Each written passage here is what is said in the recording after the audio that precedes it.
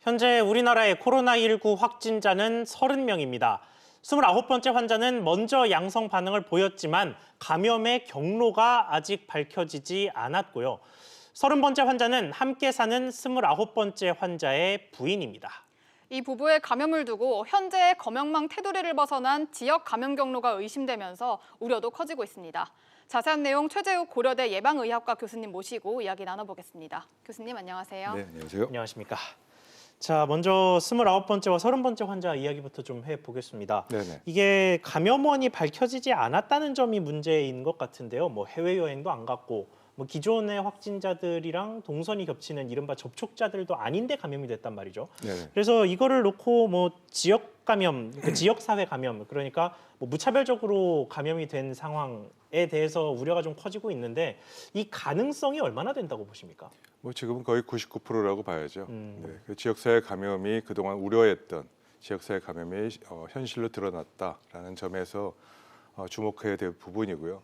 지금이라도 뭐 늦지 않았습니다. 사실 많이 실기했고 방역이 초기 방역이 지금 결국 실패한 겁니다. 그래서 이 지역사회 감염을 막지 못한 이 부분이 실패했는데 이제 지역사회 현실화됐기 때문에 지역사회 감염 관리 체계로 빨리 방역 시스템을 전환해야 될 아주 중요한 시점입니다.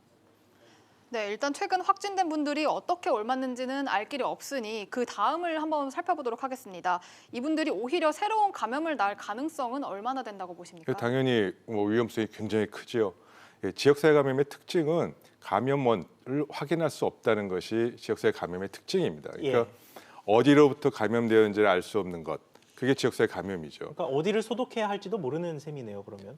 아니죠. 반대입니다. 그러니까 내가 어느 분한테 감염이 되는지 모른다는 것일 뿐이지 이분에서 추가로 감염이 어디로 발생했는지는 그 확진된 시점으로부터 전후해서 소독하면 됩니다. 그래서 추가 전파는 어떻게든지 최선을 다해서 막을 수는 있겠습니다만 감염원을 알 수 없기 때문에 그 점이 지역사회 감염의 특징이고요. 생각해 보십시오. 지금까지는 두 가지입니다. 해외에서 신규로 들어오는 환자들을 확진하는 것, 그건 바로 차단할 수 있잖아요. 거기에서부터 접촉자가 누군지를 찾아서 쭉 이제 소독도 하고 격리도 하면 됩니다.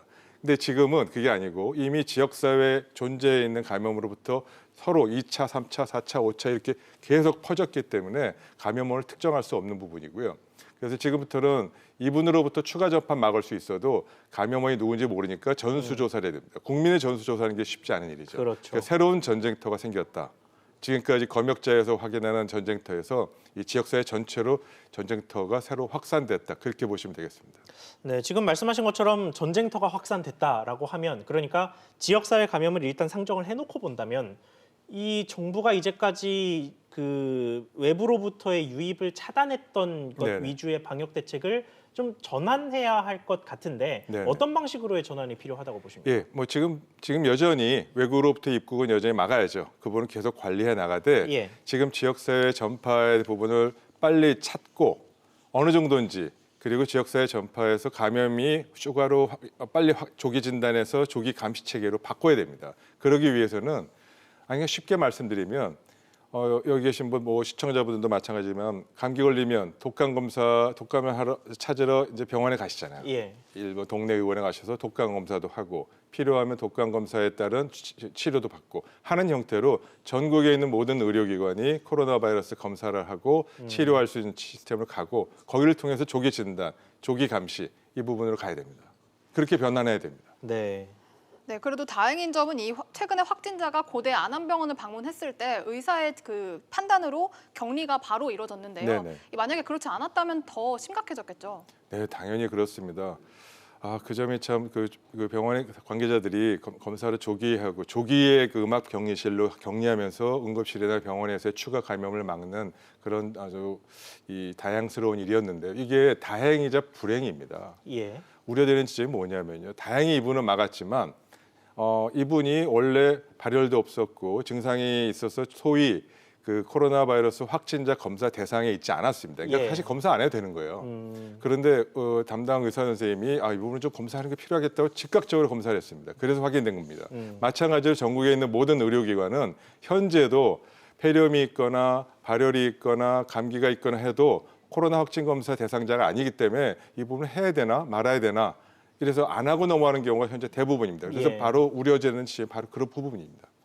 그렇군요. 지금 말씀하신 것처럼 이 29번째 환자분은 이래저래 좀 운이 좋았던 게 원래 심장 질환을 앓으셨던 분이라고 해요. 그래서 가슴이 답답하니까 또 심장 쪽에 혹시 문제가 있는가 싶어서 응급실을 찾았는데 네네. 알고 보니 그게 심장이 아니라 폐렴 증상이었고 네네. 그래서 코로나19로 확진이 된 거였단 말이죠.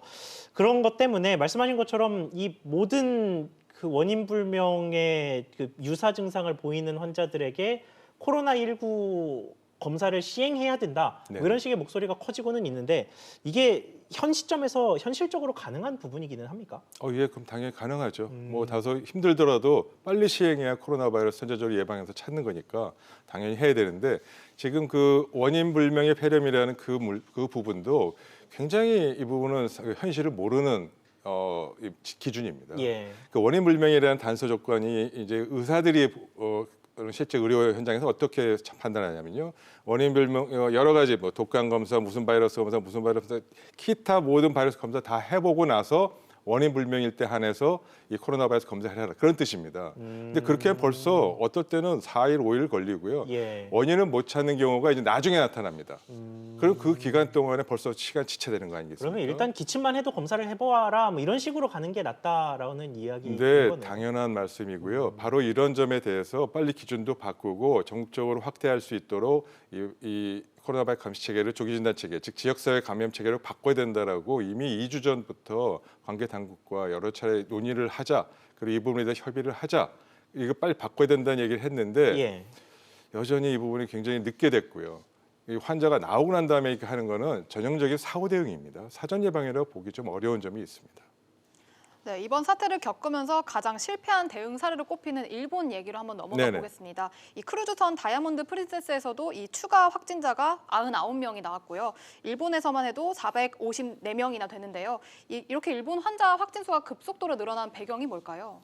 네, 크루즈선하고 지역사회 내에서의 감염 두 가지가 일본을 좀 나눠서 볼 필요가 있습니다. 예. 크루즈선 감염은 워낙에 이거는 실패한 부분이고요. 좀 사실은 크루즈선 감염 또 후베이성 봉쇄 말 그대로 봉쇄입니다. 그냥 분리시킨 거 아니겠습니까? 예. 사실 어떻게 보면 이 검역에서의 가장 강력한 조치입니다. 근데 사실 이런 조치는 현대 사회에서 봉쇄 조치가 여태까지 이루어진 적은 거의 없고요. 예. 과거에 근세 시절이나 제국주의 시절이나 있던 일입니다. 봉쇄는 가장 강력하게 차단하지만 반대로 감염되지 않은 그 나머지 지역 주민은 포기하는 겁니다. 있을 수 없는 일이고요. 봉쇄된 지역 내에 감염되지 않은 주민을 포기한다. 그렇죠. 이런 얘기군요. 크루즈선도 마찬가지로 감염된 분 이외에 거의 대다수가 감염되지 않은 분인데 예. 사실은 방치하고 포기한 거죠. 그런 면에서 굉장히 큰 이 구체적으로 그래서 비난을 받는 거고요. 중국 역시 그래서 사실은 비난을 받는 부분이 있습니다. 인권의 문제가 심각합니다. 즉 크루즈선은 그렇고요.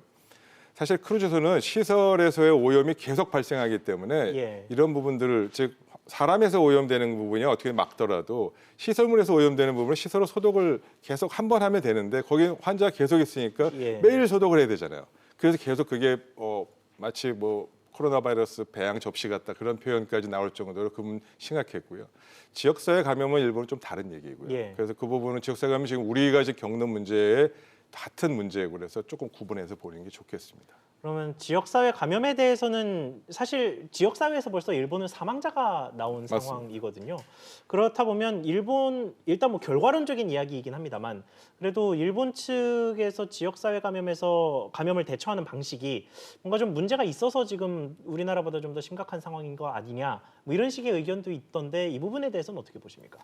그 점을 이렇게 다른 나라의 방역 시스템을 이렇게 평가하고 하는 걸 한 번에 하기는 좀 어렵습니다. 근데 복합적인데 제가 보기에는 지역사회 감염의 시기가 우리나라보다 먼저 찾았다는 것이지 지역사회 감염의 문제의 크기나 그 심각도나 관리 방식에 있어서는 우리가 일본과 다를 바는 전혀 없습니다.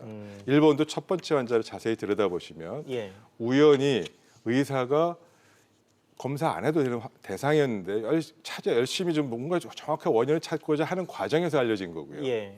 그리고 지금 우리나라 역시 마찬가지입니다. 검사하지 않아도 되는 상황을 열심히 원인을 찾다 보니까 찾은 거 아니겠습니까? 같습니다, 유형이. 그러니까 그 전까지는 지역사회 감염이 얼마나 문제가 있는지, 얼마나 환자가 있는지를 전혀 조사 안 해서 모르고 있던 상황입니다. 예. 그래서 그 모르고 있던 상황에서 알려진 거니까 사실 내용은 같고요.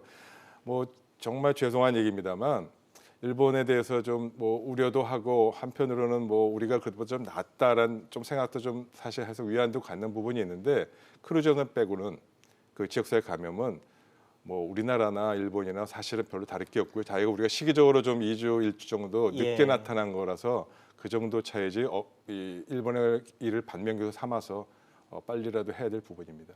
그렇군요.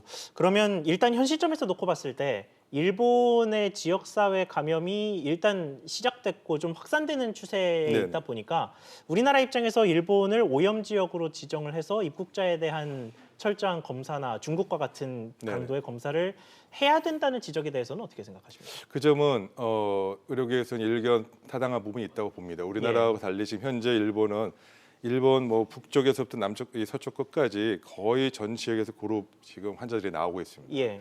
그래서 이 부분은 전국적으로 확산돼 있다라고 좀 볼 수 있고요. 이 감염 환자가 총 얼마나 될 것이냐 모릅니다. 조사 다 안 했으니까. 예.